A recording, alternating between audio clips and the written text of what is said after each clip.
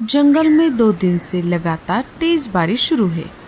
सारे पंछी अपने अपने घोंसले में बैठकर बारिश का मजा ले रहे हैं। जिन पंछियों के घोंसले पक्के हैं उनके लिए बारिश बहुत अच्छी है, लेकिन जिनके घोंसले कमजोर और बिना छत वाले हैं उनके लिए ये बारिश जरा भी अच्छी नहीं है। माँ, ये बारिश कितनी अच्छी होती है। मुझे खिड़की से बारिश देखना बहुत अच्छा लग रहा है। माँ, मुझे बहुत ठंड लग रही है। बारिश अपने जोरों पर थी। देखते ही देखते बारिश का पानी जंगल में जमा होने लगा।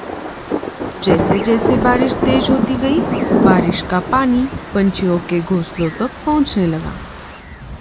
अरे बाप रे, अब तो बारिश का पानी मेरे घोंसले तक आ गया। मुझे जल्दी से बाहर निकलना होगा। जैसे ही रानू चिड़िया अपने घोंसले से बाहर आ गई, उसका घोंसला पानी में बह गया। पता नहीं ये बारिश कब रुकेगी। मैंने घर में जो अनाज जमा करके रखा था वो भी अब खत्म हो रहा है। तभी वहाँ पर मुनमुन कबूतर आ जाती है। अरे मुनमुन, इतनी तेज बारिश में तुम यहाँ कैसे? अरे लाडो, क्या तुम्हें नहीं पता? अभी थोड़ी ही देर में जंगल में बहुत बड़ा तूफान आने वाला है। उसमें हम सभी पंछियों के घोंसले डूब जाएंगे। चलो यहाँ से, हम सभी को किसी सुरक्षित जगह पर जाना होगा। जब तक ये बारिश चलेगी हम सब वहीं पर रहेंगे। मुनमुन बहन, मैं मेरे अंडे को छोड़कर कैसे आ सकती हूँ? लाडो, अगर तुम अभी यहाँ से बाहर नहीं आई तो तुम इस बड़े तूफान में फंस जाओगी। तुम एक काम करो, ये अंडा साथ लेकर चलो। थोड़ी ही देर में लाडू के भी घोंसले में पानी जमा होने लगता है। अरे बाप रे, अब तो हमें बाहर निकलना ही पड़ेगा। लाडो अपने अंडे को अपने पंजों में पकड़कर घोंसले से बाहर आ जाती है। जैसे ही दोनों बाहर आ गई, घोंसला बाढ़ की पानी में बह गया। अरे बाप रे, अच्छा हुआ हम समय रहते ही बाहर आ गए। कालू कौवा भी अपने घोंसले से बाहर आ गया था। कालू कौवा लाडो और मुनमुन के पास आ ही रहा था। तभी लाडो के पंजों से अंडा फिसल जाता है और बाढ़ की पानी में गिर जाता है। जैसे ही कालू ने देखा कि अंडा पानी में गिर गया है, कालू उसे पकड़ने के लिए बाढ़ की पानी में कूद जाता है। कालू ने अंडे को पानी से बाहर निकालने की बहुत कोशिश की, लेकिन पानी का बहाव बहुत ज्यादा था।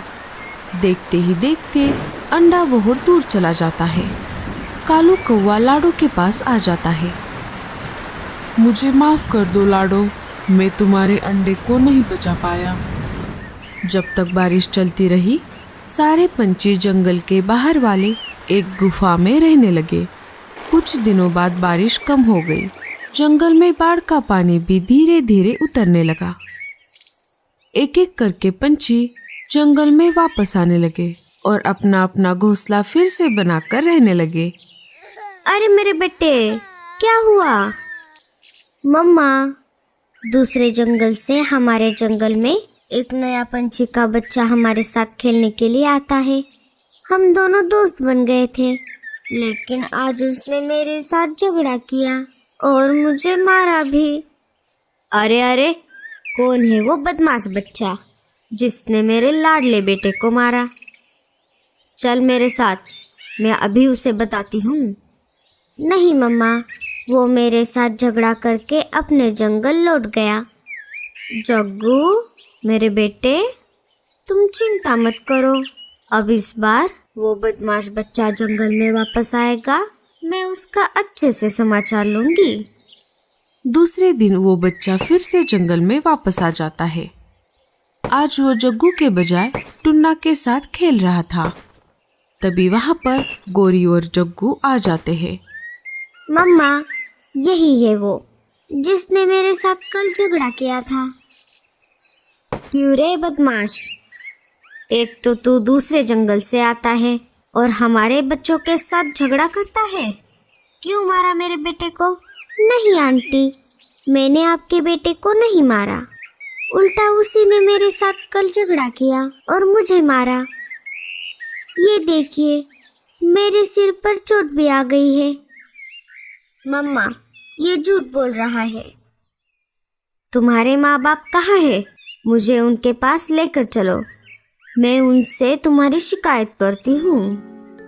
मेरे माँ बाप नहीं है, मुझे बचपन से मेरी दादी ने संभाला है। अब तुम इस जंगल में खेलने के लिए नहीं आओगे।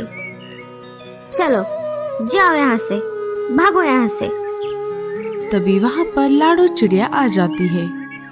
अरे अरे गोरी, तुम क्यों इस बेचारे को डांट रही हो? बेचारा और ये? अरे लाडो बहन, तुम्हें नहीं पता, ये दूसरे जंगल से आकर हमारे जंगल के बच्चों के साथ झगड़ा कर रहा है, हमारे बच्चों को मार रहा है। क्या तुम ऐसा कर रहे हो? नहीं नहीं आंटी, मैं ऐसा नहीं करता। उल्टा इस जंगल के लड़के मेरे साथ बुरा बर्ताव करते हैं। मैं जिस जंगल में रहता हूँ वहाँ पर मेरा कोई दोस्त नहीं है, इसलिए मैं यहाँ पर आता हूँ। जग्गू, चलो यहाँ से, अब तुम इस बदमाश बच्चे के साथ नहीं खेलोगे। गोरी और जग्गू वहाँ से चले जाते हैं। तभी वहाँ पर कालू कौवा आ जाता है। अरे लाडो, तुम यहाँ पर क्या कर रही हो? क्या तुम्हें अपना नया घोंसला नहीं बनाना? मैं लकड़ियाँ लाने के लिए बाहर आई हूँ कालू भैया। तभी कालू की नजर उस बच्चे पर पड़ जाती है। कालू एक बार के लिए उस बच्चे को देखता है और एक बार के लिए लाडो की तरफ देखता है। अरे कालू भैया, क्या हो गया? कहाँ खो गए? लाडो, तुमने ये बच्चा देखा? ये बिल्कुल तुम्हारी तरह दिखता है। हाँ कालू भैया, अगर उस तूफान में मेरा अंडा ना भेता तो मेरा भी बच्चा आज इसके जैसा होता। दोनों बात कर ही रहे थे, तभी पेड़ की एक डाली टूटकर उस बच्चे के ऊपर गिरने ही वाली होती है। तभी लाडो उस बच्चे को वहाँ से हटाकर खुद उस डाली के नीचे आ जाती है। लाडो डाली के नीचे फंस जाती है। अरे बाप रे, ये क्या हो गया? लाडो रुको, मैं अभी मदद लेकर आता हूँ। कालू वहाँ से मदद लाने के लिए चला जाता है। तभी वहाँ पर उस बच्चे की दादी आ जाती है। अरे टीलू, तुम कहाँ थे इतनी देर से? मैंने तुम्हें कहाँ कहाँ नहीं ढूंढा। चलो अब घर चलो। दादी, वो सब छोड़ो, पहले इन आंटी को इस डाली से बाहर निकालो, वो इसके नीचे फंस गई है। दादी लाडो के ऊपर से वो डाली हटा देती है। अरे चिड़िया, तुम इस डाली के नीचे कैसे फंस गई? दादी, ये डाली मुझ पे गिरने वाली थी, लेकिन मुझे बचाने के चक्कर में ये डाली इन्होंने अपने ऊपर ली। तुम्हारा बहुत बहुत शुक्रिया चिड़िया, तुम्हारी वजह से आज मेरे टीलू की जान बच गई। कोई बात नहीं, ये तो मेरा फर्ज था। दादी, एक बात बताइए, आपको ये चिड़िया का बच्चा कहाँ पर मिला? अभी कुछ महीने पहले जब तेज बारिश हुई थी, उसके साथ साथ तूफान भी आया था। इस जंगल में जो नदी बहती है, वो नदी मैं जहाँ पर रहती हूँ वहाँ से भी गुजरती है। मैं उसी नदी के पास एक कुटिया में रहती हूँ। एक दिन मैं पानी लाने के लिए नदी की तरफ गई थी, तब एक अंडा मुझे उस नदी में बहता हुआ दिखाई दिया। मैं वो अंडा मेरे साथ घर लेकर आई। ये बच्चा उसी अंडे से बाहर निकला था, तब से मैं उसे पाल रही हूँ। लाडो, क्या तुम भी वही सोच रही हो जो मैं सोच रहा हूँ? हाँ हाँ कालू भैया। कालू सारी बातें दादी को बता देता है। ये तो बहुत अच्छा हुआ, मुझे बहुत चिंता थी। मैं इस बच्चे को पूरी जिंदगी अकेले कैसे पालूंगी, क्योंकि ये एक चिड़िया का बच्चा है और मैं तो एक इंसान हूँ। दादी, आपका बहुत बहुत शुक्रिया। आपकी वजह से मुझे मेरा खोया हुआ बेटा वापस मिल गया। टीलू भी अपने माँ से मिलकर बहुत खुश हुआ था। देखा तुमने लाडो, ऊपर वाले के घर देर है लेकिन अंधेर नहीं। लेकिन लाडो, अब तुम अपना घोंसला कैसे बनाओगी? तुम तो घायल हो गई हो। कोई बात नहीं चिड़िया, मैं तुम्हारी मदद करूंगी। चिड़िया, इस शीशी में जो पानी है वो कोई मामूली पानी नहीं है। इस पानी को तुम जिस किसी भी चीज पर छिड़कोगी वो अपने आकार से 100 गुना ज्यादा बड़ा हो जाएगा। अब मैं चलती हूँ। मैं तुम सबसे मिलने के लिए दोबारा आऊंगी। दादी को टीलू को छोड़कर जाने का मन नहीं कर रहा था, लेकिन फिर भी वो दिल पर पत्थर रख के वहाँ से चली गई। लाडो उस पानी को पास वाले एक पेड़ पर लगे एक सेब पर छिड़कती है। थोड़ी ही देर में वो सेब अपने आकार से 100 गुना बड़ा हो जाता है। गूंगा मौसी उस सेब को पूरा अंदर से खा जाती है और लाडो के लिए एक अच्छा सा घर बना देती है। लाडो और टीलू उस सेब के घर में खुशी खुशी अपनी जिंदगी बिताने लगते हैं। तो दोस्तों, कैसी लगी आपको हमारी ये कहानी? हमें कमेंट्स में जरूर बताना और स्टोरी अच्छी लगे तो लाइक और शेयर जरूर कर देना।